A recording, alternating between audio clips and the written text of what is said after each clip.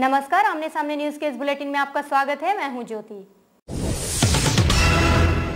दिल्ली में गैंगरेप के बाद अब राजनीति में भी इसकी धमक सुनाई पड़ रही है। बसपा सपा के बाद अब कांग्रेस ने भी दुराचारियों को टिकट न देने की बात कही है। मगर जहां बसपा में भी अभी दुराचारी विधायक अपना जलवा दिखा रहे हैं, वहीं सपा में तो कई विधायकों और मंत्रियों पर दुराचार के आरोप हैं। देखिए हमारी एक खास पेशकश।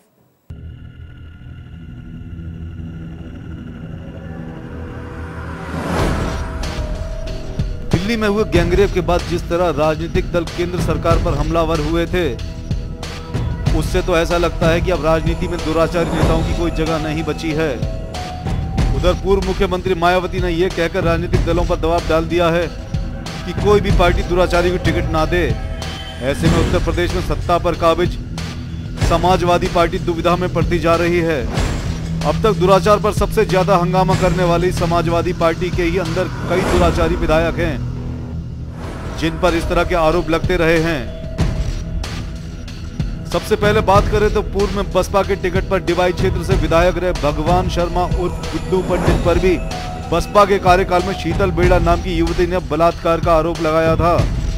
गुड्डू पंडित इस मामले में जेल भी गए और तत्कालीन मुख्यमंत्री मायावती ने उन्हें पार्टी से भी बाहर का रास्ता दिखा दिया, लेकिन समाजवादी पार्टी ने उन्हें 2012 विधानसभा में टिकट दिया, जिस पर वो जीतकर विधानसभा में भी पहुंच गए। सपा ने तो यहां तक कर डाला कि शिकारपुर विधानसभा से गुड्डू पंडित के भाई मुकेश पंडित को भी टिकट देकर वहां की सीट पर कब्जा कर लिया। दूसरे नंबर पर आता है नगीना बिजनौर से मनोज पारस का नाम, जो कि सपा के टिकट पर चुनाव लड़े और जीतकर प्रदेश सरकार में मंत्री भी बन गए। दुष्कर्म के एक और आरोपी मुजफ्फरनगर के शाहनवाज राणा हैं, जो पिछली बसपा सरकार में विधायक थे। राणा पर आरोप था कि उन्होंने देहरादून मुजफ्फरनगर हाईवे पर कार सवार 2 युवतियों का अपहरण कर जबरन बलात्कार का प्रयास किया था। बाद में विधायक के भतीजों को पुलिस ने जेल भेजा था। मायावती के ऑपरेशन क्लीन में शाहनवाज राणा भी बसपा से बाहर कर दिए गए। बाद में वो समाजवादी पार्टी में मुख्यमंत्री अखिलेश यादव के सामने ही शामिल किए गए। अब बात आती है बसपा विधायक हाजी अलीम की, जो कि बुलंदशहर सदर विधायक हैं। इन पर तो अपने ही सर्कस की महिला कर्मचारी से बलात्कार करने का आरोप लगा है। विधायक पर आरोप है कि उन्होंने अपने सर्कस की 13 महिला कर्मचारियों को बंधक बनाकर 1 अरसे तक यौन शोषण किया। बाद में पुलिस ने महिला कर्मचारी को मुक्त कराया था, लेकिन बसपा सुप्रीमो मायावती शायद अपने ऑपरेशन क्लीन में इन विधायक जी को हटाना भूल गईं। उधर उत्तर प्रदेश सरकार लगातार दुराचारियों के खिलाफ सख्त कार्रवाई करने की बात कर रही है, लेकिन क्या वो अपनी विधायकों और मंत्रियों को बाहर का रास्ता दिखा पाती है, ये तो आने वाला समय ही बताएगा। लेकिन हम तो सिर्फ इतना ही कहेंगे कि अगर राजनीतिक पार्टियां दुराचारियों को टिकट देकर उन्हें विधानसभा और संसद तक पहुंचाती रहेंगी, तो हम किस मुंह से दुराचारियों के खिलाफ आवाज उठा पाएंगे। अब वक्त आ गया है कि आम जनता ही इन दुराचारियों को हराकर सबक सिखाए, ताकि फिर कोई व्यक्ति जिसने हमारी बहन बेटियों की अस्मत को तार तार कर दिया है, विधानसभा और संसद में ना पहुंच पाए। यही दामिनी जिसने दिल्ली में गैंगरेप में अपनी जान गंवाई है के लिए सच्ची श्रद्धांजलि होगी। ब्यूरो रिपोर्ट, आमने सामने न्यूज। उत्तर प्रदेश के बुलंदशहर जिले में एक नाबालिग युवती से बंधक बनाकर 3 दिन तक दुष्कर्म करने का मामला प्रकाश में आया है। मामले में सत्ता पक्ष के एक नेता का नाम आने से पुलिस कार्रवाई करने से बच रही है। वहीं पीड़िता को भी पुलिस लगातार थाने के चक्कर लगवा रही है। आइए देखते हैं क्या है पूरा मामला।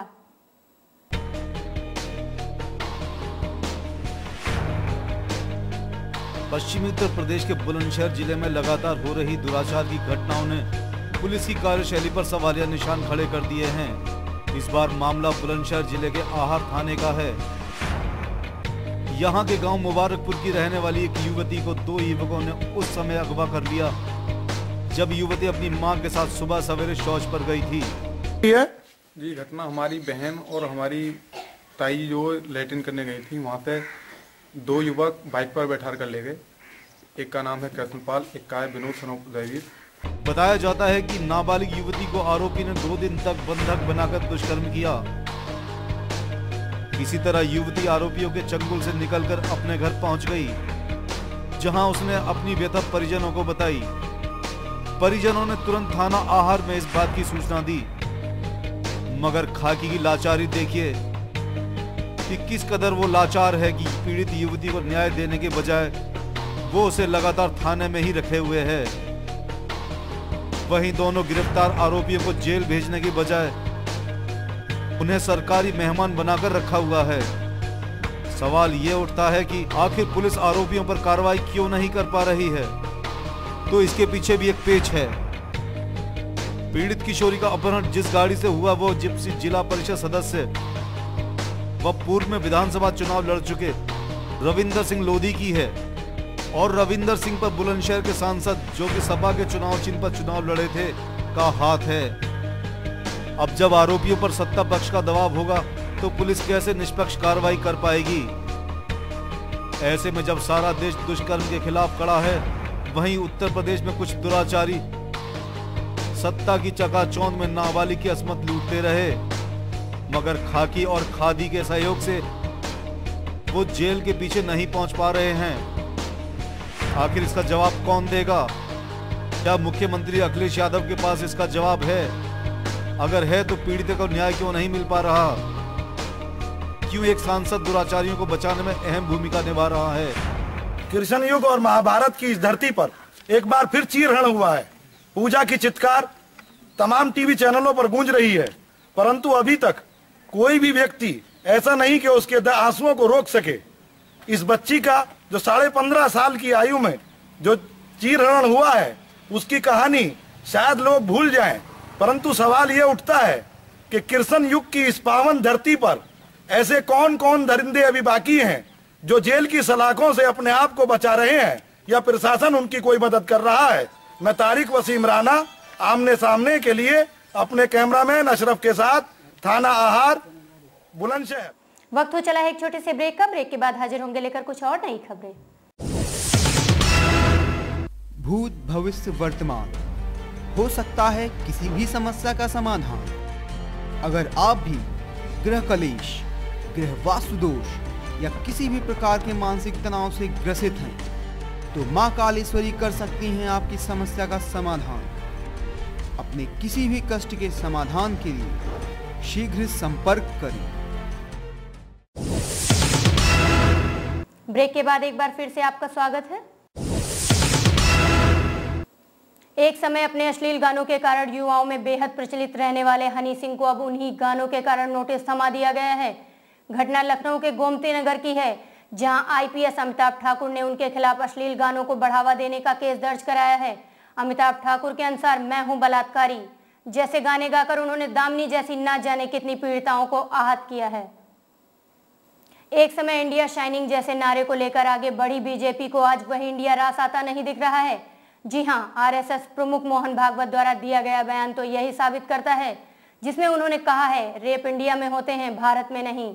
ये इंडिया में चल रहा है, बढ़ रहा है, बहुत खतरनाक और बहुत अश्लील है, लेकिन ये भारत में नहीं, ये इंडिया में।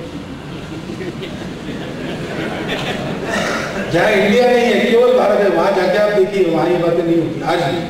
जहाँ एक तरफ लोग देश में हो रही बलात्कार की घटनाओं से आहत हैं, वहीं नेताओं द्वारा दिए गए बयान उनका दर्द कम करने के बजाय और बढ़ा ही रहे हैं। हार हार और हार, शायद इंडियन क्रिकेट के हिस्से सिर्फ यही बचा है। पहले विदेशी धरती पर अपना सब कुछ लुटा चुकी भारतीय क्रिकेट टीम अब अपने वतन में भी उसी राह पर चल पड़ी है। हाल ही में हुई इंग्लैंड सीरीज गंवाने के बाद भारतीय टीम ने पाकिस्तान के हाथों भी सीरीज गंवा दी। इस हार के बाद अब धोनी की कप्तानी पर भी सवालिया निशान उठ गए हैं। इस बुलेटिन में फिलहाल इतना ही है। मुझे यानी ज्योति को दीजिए इजाजत। नमस्कार। जल्द देखिए आमने सामने न्यूज की खास पेशकश। Politics, crime, sports. अगर इन खबरों पर है आपकी बारीक नजर, आपकी आवाज भी कर सकती है असर। बढ़ाएं अपनी आवाज का दायरा, बने आमने सामने न्यूज का हिस्सा।